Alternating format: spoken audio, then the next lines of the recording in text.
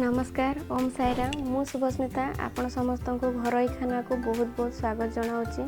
आशा करूँ भगवान को कृपा आपण समस्ते बहुत भलरे आ सुस्थ थिबे। आज रेसिपीटी जदि आपण मानको पसंद आसे ताले लाइक शेयर और सब्सक्राइब करने को जमा भी भूलिबेनी। तेबे चलंतु आज रेसिपीटी देखि नबा। आज आमे अमृता भंडा संतुला बनेबा जहाँकि देह पई बहुत ही हेल्दी अटे आउ या को आमे बहुत कम तेल मसला रे तयारी करिबा। सेथिपाई किछि फ्रेश अमृता भंडा को मैं एमती क्यूब रे काटी नेछि। एही संतुला बनेबा पई जदि आपण पाखरे दर पाचिला अमृता भंडा थाए ताले आपण ताको निहाती यूज करिवे। सेटा एथिरे बहुत ही टेस्ट लागि थाए। ता सहित मु एठी किछि बुईताळु नेछि, गोटे छोट आलू नेछि। आपण एठी आलू बदल रे किछि कंचा कदली मध्ये नै पारंती। गोटे छोट बाईगण नेछि, गोटे मीडियम साइज रो टमाटो को एमती क्यूब रे काटी नेछि, गोटे बड़ साइज रो पियाज नेछि। एटी 10 ରୁ 12टी रसुण कषा ता सहित 2टी कंचा लंका आ गोटे सुखला लंका को एमती दरदरा कुटी नेछि। आधा छोट चामच गोटा सोरिष नेछि, ता सहित 2टी सुखला लंका नेछि, गोटे छोट चामच 5 फुटण नेछि आ एठी किछि धनिया पत्र नै जाइछि। मु एठी इंस्टेंट उपाय रे प्रेशर कुकर रे संतुला बनेबी जोटा कि बहुत इजी प्रोसेस अटे। सेति पय मु गोटे प्रेशर कुकर को गैस ऊपर गरम होबा पय बसै दैछि। एबे एथरे 2 बड़ चामच रिफाइंड ऑयल दे देछि आ या को टिके गरम होबा पय छाडी दैछि। तेल गरम होला परे गैस रो फ्लेम को मीडियम कर देबे। वर्तमान एथरे मु सुखला लंका ऐड कर देबी। सुखला लंका ऐड करला बेले सब बेले ताकू टिके भांगी के ऐड करिवे नहले एटा फाटिबार चांसेस थाए। सुखला लंका टिके भाजी गला परे मु एबे एथरे सोरिष आ 5 फुटण ऐड कर देछि आ ए सब को मध्य किछि सेकंड पर्यंत फ्राई करि नउछि। वर्तमान एथरे कटा पियाज ऐड कर दउछि आ या को 1 मिनिट पर्यंत भल करिके फ्राई करि नेबी। पियाज मरा एठी भल भाबरे फ्राई हे जाइछि। मु एबे या को टिके साइड कर देबी आ कुटी के रखितिबा रसुण और लंका रो छेचा को एबे एथरे ऐड कर दउछि आ या को किछि सेकंड पर्यंत भल करि फ्राई करि नउछि। देखंतु रसुण मरा एठी भल भाबरे फ्राई सलानी। मु एबे सब तक को मिक्स करि नउछि। एबे एतरे सब तक परिबा ऐड कर देबी।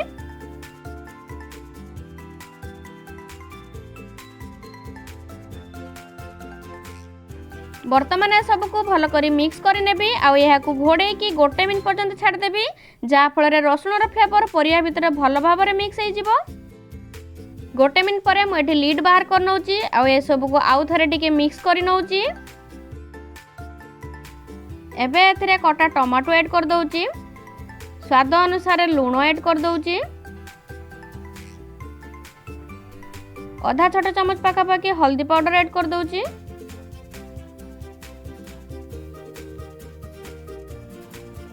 ता सहित एथरे टिके कलर आनिया पई मु एथि आधा छोटा चमच पाखापाखि रेड चिली पाउडर ऐड कर देइची। एबे सब को भल करी टिके मिक्स करि नउची। आपन चाहिले लंकार क्वांटिटी आपन हिसाब रे कम बेसी करि पारंती। वर्तमान एथिरे हाफ ग्लास पाखापाखि पानी ऐड कर दउची। एथिरे बेसी पानी ऐड करिवे नाही काहेकि ना अमृता भंडा बोईताळु ए सब सिजिया पई बेसी समय लागिबोनी कि बेसी पानी भी मध्य दरकार नाही। एबे प्रेशर कुकर लीड को बंद कर देबी आ ए मीडियम फ्लेम रे गोटे हुइसिल आसिया पर्यंत याकू छाडी देबी। प्रेशर कुकर रे मोर एटी गोटे हुइसिल आसी सलानी। मु एबे गैस रो फ्लेम को ऑफ कर देबी आ याकू पूरा पूरी ठंडा होबा पई छाडी देबी। देखंतु प्रेशर कुकर मोर एटी पूरा पूरी ठंडा हो जाइछि। मु एबे लीड को बाहर कर नउछि। संतुला मोर एटी बहुत सुंदर देखा होछि। मु याकू आउ टिके मिक्स कर नउछि। देखंतु अमृत भंडा एटी मोर भल भाबरे सिजि जाइछि। मु ए सब को टिके एमती प्रेस कर नउछि चामच सहायता रे। वर्तमान मु पुनी थरे गैस रो फ्लेम को ऑन कर दउछि आ प्रेशर कुकर को या ऊपर बसै दउछि।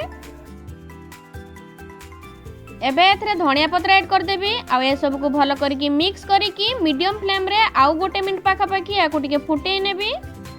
आपन चाहिले ए संतुला को एमिति इंस्टेंटली प्रेशर कुकर रे बनै परिबे नहले आपन सब तक परिबा गुडी को प्रथमे प्रेशर रे सिजेई नेबे आ तापर कढ़ाई रे मु जेमति छुंको प्रस्तुत करथिली आपन सेही भली छुंको देकी याकू प्रस्तुत करि परिबे। संतुला रे परिबा गुडी को हल्का हल्का टिके ब्रेक कर नेबे जोटा कि खाइया पई बहुत ही स्वादिष्ट लागि थाए। वर्तमान मु गैस रो फ्लेम को ऑफ कर देबी आ एटा मोर पूरा पूरी रेडी हो जाइछि सर्व करिया पई। एही संतुला को गरम गरम रोटी सहित खाइले बहुत ही टेस्ट लागि थाए आ एटा बहुत ही हेल्दी मध्ये होई थाए। आपण याकू घरे निश्चित ट्राई करिवे। If you like my video then don't forget to subscribe. Thank you.